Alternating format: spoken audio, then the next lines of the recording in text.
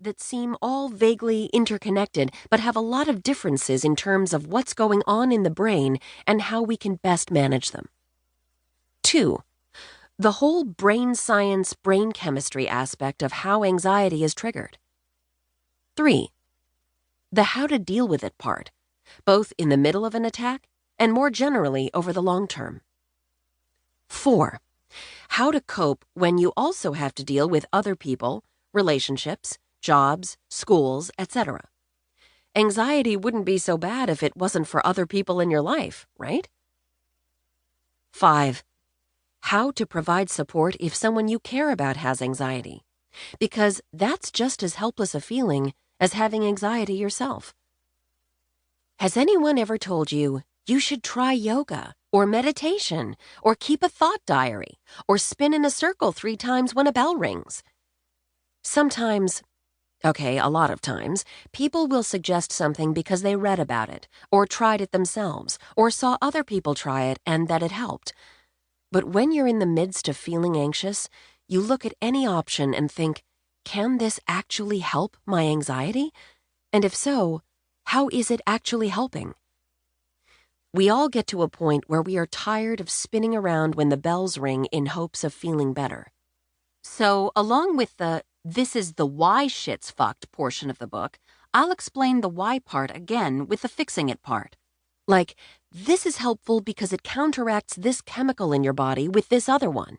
Or, this is helpful because it helps unpack thinking habits that tend to reinforce anxiety, and we're gonna try to break that cycle.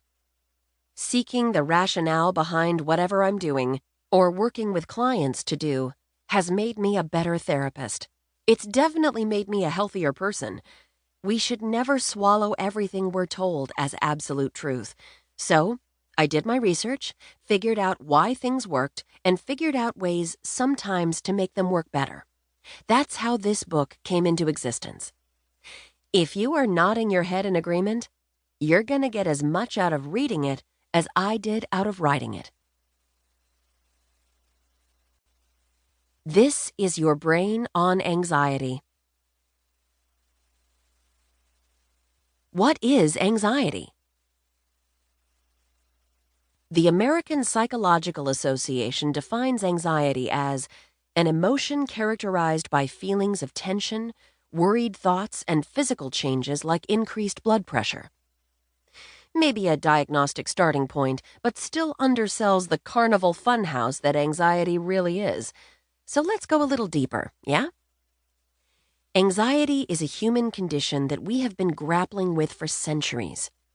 To be sure, modern living is stressful as hell, but modern life is not the source of human anxiety. Humanity in and of itself is an anxiety-provoking experience for so many people. The formal name it and claim it process of recognizing human anxiety didn't come until much later. Psychologist Rollo May's work as an existential therapist in the middle part of the 20th century focused substantially on the problem of human anxiety. Existential therapists focused on life fuckery through a philosophical lens, sort of aiming to understand our higher selves rather than just consider us the sum total of our behaviors. He didn't have Google algorithms to tell him the word popped up in the 19th century and has been a thing ever since. But he was a fucking brilliant scholar of philosophy, and his understanding of human anxiety was largely based in his readings of the humanistic philosophers such as Bertrand Russell. A major philosophical shift in how humans viewed themselves started in the 19th century. This was a movement towards technical reason, the idea that our best decision-making occurs when we are detached from our emotional reactions. This was a new thing. In the 17th century, the big philosophical idea was one of rational reason, the belief that emotions are a source of information about the situations we encounter, although they shouldn't be the presiding force in our decision-making processes. Technical reason, on the other hand, suggests that emotions have no place in decision-making at all. Instead of honoring the existence of emotions, people came to believe we should repress them. So, as Rollo May oh so dryly noted in his book, The Meaning of Anxiety,